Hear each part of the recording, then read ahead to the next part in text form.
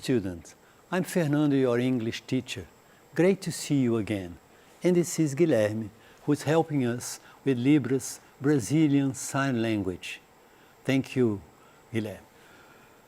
So, here are some tips for you to protect against COVID-19. There are some tips. So, wash your hands frequently, cover your face with face masks, and cleaning objects such as laptop, cell phone. Don't touch your eyes, your nose, and your mouth. Avoid crowded places and cook your food thoroughly. I hope you and your family are well and safe. Espero que você e sua família estejam seguros nessa época difícil. So, let's get started. Então, vamos começar. A aula de hoje a gente vai tratar de um tema que apareceu no PET, no 7º ano, a rotina no Simple Present. É um tempo muito importante em inglês que equivale ao nosso presente do indicativo. É um tempo muito usado para você falar da sua rotina. Não só da sua rotina, estudante, como também das coisas de se apresentar. Quem é você, onde você mora, qual a sua idade. Todas essas informações básicas de uma conversação inicial são usadas. Para ter essa comunicação, a gente usa o Simple Present, o Present Simple Tense. Então, talking about routines, falando de rotinas, né? Então, vamos ver aqui, class itinerary, seria um itinerário, como a gente vai, o plano que a gente vai falar na aula. Então, a apresentação de um diálogo, talking about everyday routine, sempre diálogo, a gente preza o diálogo, porque tem a estrutura comunicativa, uma pessoa falando, a outra respondendo. Usos do Simple Present, como a gente usa o Simple Present, e a formação do tempo verbal, e algumas regras importantes, que são o de verbo de frequência, o S na terceira pessoa, forma negativa. Então, isso aqui é importante, mas a gente não pode nunca pôr isso como uma coisa mais importante que o uso, senão a gente se perde na gramática. Forma negativa nas inúmeras regras de gramática, e o importante é você saber a gramática, você usar as regras, mas no uso. Então, goals to achieve, metas a serem atingidas. Usar de forma autônoma o Simple Present, ou Present Simple Tense, a gente vê nas duas formas. Compreender as várias situações comunicativas de uso do tempo abordado. Compreender as situações comunicativas. Língua no uso e para o uso, isso é muito importante. Então, você vai aprender aquele tempo verbal, aquelas regras gramaticais, e usar aquilo logo. Não ficar acumular aquelas noções de gramática, não você se perde. Aprender aquela terceira pessoa, a forma, o verbo auxiliar pelo verbo auxiliar, não é. Então a gente tem que sempre transpor aquilo para uma situação de comunicação, que é língua no uso e para o uso. Isso é o mais importante do inglês. Então, vamos começar com um diálogo. Talking about everyday routine. Então, esse presente simples, que é o presente do indicativo em português, fatos que se repetem, fatos que falam da rotina de alguém. Então, o diálogo é Brenda e Priscila, duas garotas, e vão ver o que uma fala com a outra. Então, a gente vê. A Brenda pergunta, What time do you get up every day? Que horas você se levanta todo dia? Então, já está a expressão todo dia, que uma coisa de rotina. What time, que horas, né? Do you get up every day? Então, vamos ver o que a Priscila responde. A Priscila responde, I wake up at 7 every day. Eu me levanto às 7 todo dia. A gente nem precisa colocar a palavra o'clock, não. I wake up at 7 o'clock every day. Você tira o clock, fica mais coloquial, mais informal, mais de diálogo. Então, at 7 já quer dizer que é 7 horas. Uso at, I wake up at 7 o'clock every day. Então, a primeira coisa que ela faz é acordar. Eu acordo, geralmente, às 7 horas, né? Todo dia. Continuando, ela falou, I wake up at 7 o'clock. Passou um pouquinho, I get up at 7:15. Eu me levanto às 7h15, every day. So I wake up at 7 o'clock and at 7:15 I get up. Então, duas ações também que acontecem na mesma hora, porque ela tem que ir na escola, né? As ações do dia a dia. Então, right then, logo, I have breakfast. Então, a terceira ação dela, rotineira, ela acorda, se levanta e vai tomar o café da manhã. Breakfast é o café da manhã. A gente tem das refeições o almoço, que é o lunch, que não é o lanche, é a palavra também aquelas falsos amigos, falsos cognatos, que é have lunch, almoço, e have dinner, que é as 3 refeições do dia. Então, você tem breakfast, lunch e dinner, e jantar. Então, a outra coisa que ela faz é tomar o café da manhã. At 8, já está subentendido que é o'clock. At 8, aqui tu colocou o'clock. Coloquei o'clock para ver que lugares que tem o'clock e lugares que não tem. At 8 o'clock, I go to school. Eu vou para a aula. Então, vários fatos da rotina da menina. Então, vamos repetir outra vez o diálogo para a gente memorizar mais. What time do you get up every day? I wake up at 7 every day. I get up at 7:15 every day. Right then, I have breakfast. At 8 o'clock, I go to school. I take the school bus and I go to school. Então, aqui a gente, começando aqui nos usos, um dos primeiros usos é fatos de permanência. Fatos que são reais e que são básicos. Por exemplo, para falar de um dos primeiros usos, falar de você mesmo. Você é apresentado a alguém, então você começa. I am, por exemplo, I am Priscila, que é uma das meninas do diálogo. I am 13 years old, sou Priscila, tenho 13 anos de idade, tudo usando o presente, que é, no caso aí, o presente do verbo to be. I am Priscila, I am a student, falou a profissão dela, se for o caso das meninas, né? I am 13, eu tenho 13 anos de idade. I live em Belo Horizonte, aí gosto disso, gosto daquilo. Então, para se apresentar a alguém, para falar de si, você vai se apresentar, você vai falar de si. E as informações que você vai dar para falar de si, você vai usar esse presente, né? Então, aqui a primeira frase. We live em Rio de Janeiro. Nós moramos no Rio de Janeiro. Uma coisa permanente, né? Estável. He works at a bank. Definitiva. Ele trabalha no banco. He works at a bank. E esse uso que é o mais comum, que é as rotinas. É aquilo que acontece. A aula tal, na terça, na quarta, eu tenho aula às 7 horas, eu vou lá todo dia, que acontece naquele horário definido. Então, aqui, I wake up at 7 every day. Eu me levanto às 7 todo dia. I go to sleep at 10 o'clock. I go to sleep at 10. I go to sleep every day at 10. Então, a gente, rotina, eu vou dormir, go to sleep é dormir. Vou dormir às 10 horas. Então, um outro uso também que a gente tem no Simple Present é o uso de fatos científicos, coisas que são reais, entendeu? Então, the sun rises in the east. O sol rises, aparece no oeste, né? Rises.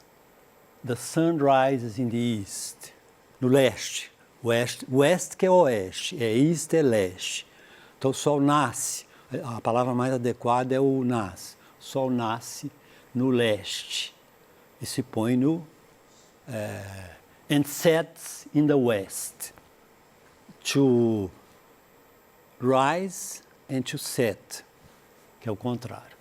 Outro uso também muito importante são os horários de aulas, de trens, de aviões, de ônibus. Então, muito usado. Our class starts at 8. Nossa aula começa às 8. Ao presente aqui, ó. The flight leaves at 4 p.m. O voo parte às 4 horas da tarde. Então, PM é quando em inglês não tem a hora, 16, 20 horas, não.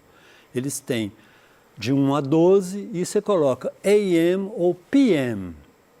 Então, 4 o'clock PM é 4 horas da tarde. It's 4 o'clock AM, 4 horas da manhã. Todos não têm isso é diferente, mas a gente vai ainda ter uma aula sobre horas, sobre perguntar as horas. E frequência também é um uso muito grande, com advérbios de frequência. Qual a frequência que aquela ação ocorre? Sempre? Nunca? Raramente? Às vezes? Então, I always watch TV in the evening. Eu sempre vejo televisão de noite. I always watch TV in the evening. Então, a gente resumiu anteriormente os usos do tempo verbal e aqui a gente vai na formação.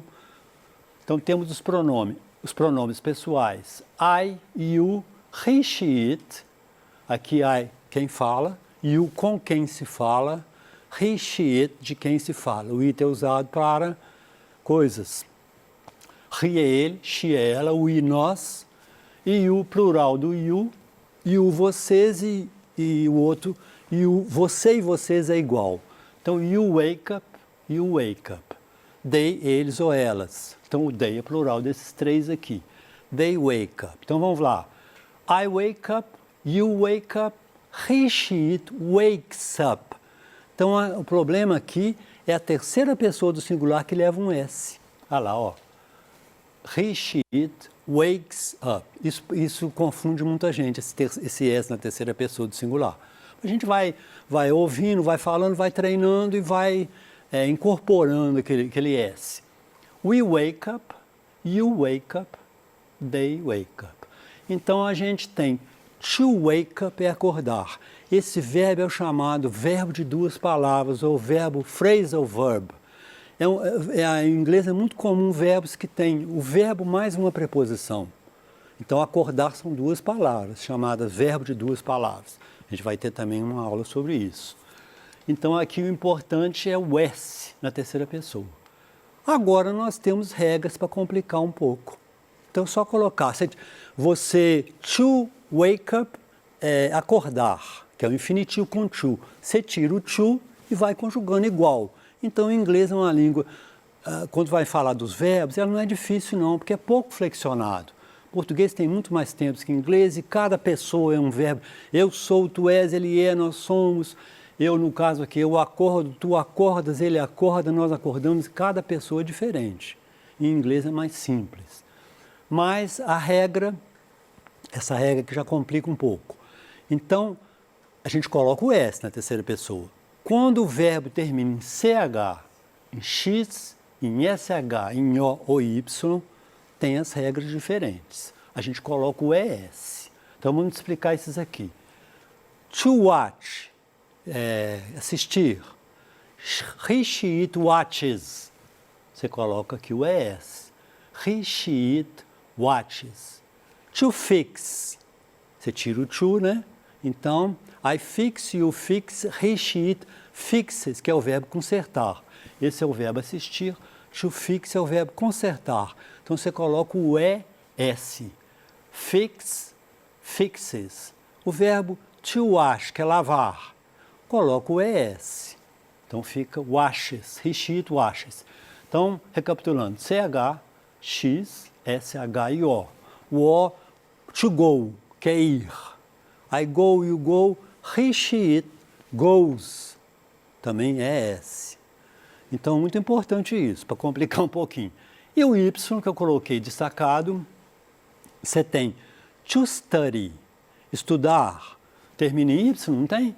Então, você coloca, substitui o Y por I.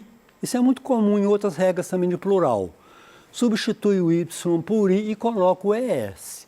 Então, você tem I study, you study, he, she, it. I study, you study, he, she, it studies. Então, a terceira pessoa já complicou. Trocou o Y por I, no plural também a gente faz isso. troco o Y por I e coloco o ES depois. Então, a gente tem aqui o auxiliar. Então, isso é afirmativa. Agora, a negativa e interrogativa, a gente usa um verbo auxiliar. Isso é bem do inglês, que ele não tem tradução, você não traduz não, ele. Que é o do para I, we, you e they, e does, que é para a terceira pessoa. Então, do e does. O does para he, she, it. Vamos ver aqui no exemplo. To wake up, que é o verbo acordar que eu dei exemplo, na negativa. É I do not wake up, ou don't, eles usam também o don't. You do not wake up, ou you don't. He, she, it does not or doesn't. Então, você não traduz. Eu não acordo, você traduz só o não. Ele fica sem tradução, no caso. Mas a gente também, a tradução, eu acho importante para entender uma coisa ou outra. Porque se você ficar preso na tradução, você não larga, você tem que largar a língua portuguesa. Aprender a pensar em inglês. Então, he, she does not wake up or doesn't. He doesn't wake. Ele não acorda. We do not wake up. You do not wake up. They do not wake up. Ou don't ou doesn't. Na forma interrogative, que é a forma interrogativa, você vai perguntar, é usado o do e does também, do mesmo jeito que na negativa. Do I wake up? Do you wake up? Você acorda? Do you wake up 7 o'clock every day? Também não traduz, não. O do não tem tradução. Você acorda, é perguntando. Você dá entonação para fazer a pergunta e usa o auxiliar. Do you wake up at 7 o'clock every day? Aí você responde, yes, I do. Ou no, I don't. Does he, she, it wake up at 7 o'clock? Yes, she does. No, she doesn't. Does Mary wake up at 7 o'clock? I don't know. Yes, she does. No, she doesn't. Aí teria a gente treinar para... Essa é uma parte meio enjoada de gramática que tem uns... que a gente fala, a gramática está servida do sentido, mas ela tem que ser aprendida. Do we wake up? E do you wake up? Do they wake up? Então, na forma afirmativa, o S da terceira pessoa, forma negativa e interrogativa, para negar e para perguntar, a gente usa o auxiliar do e does. E aqui tem um negócio importante, que está quase no fim da aula, que é muito usado com o presente, o simple present, que é os advérbios de frequência, que é a frequência que a ação ocorre. Então, esse quadro aqui eu achei muito interessante, que é adverbs of frequency. Então, eles falam ao 100% de uma ação, é o sempre. É o partindo do 100%, always. E o never, que é nunca. Sempre e nunca. Ah lá, um é 100%, o outro é nunca. Então, I always study English. Eu sempre estudo inglês. Ou I never study English. Eu nunca estudo inglês. E tem aquela gradação de palavras que a gente vai ver aqui. I usually study English. Eu geralmente estudo inglês. I often study English. Olha lá como é que vai diminuindo. Essa aqui, usually, ela é mais que essa, é mais frequente que essa, que often. A pronúncia até tem often também, a pronúncia mais britânica. Eu uso a pronúncia often. Então, I usually study English, que é 80%, mais ou menos. I often study English, geralmente.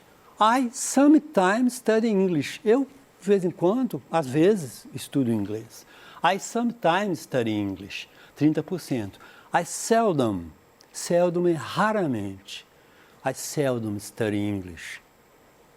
Raramente estudo inglês. And I never study English. Então, esses advérbios de frequência são muito usados no dia a dia. E eles, como eu falei, que eles vêm entre o pronome e o verbo. I always study, you usually study, I sometimes study English. E vem depois do verbo to be também. I am always late for class. Mas aí são uma regra pequena.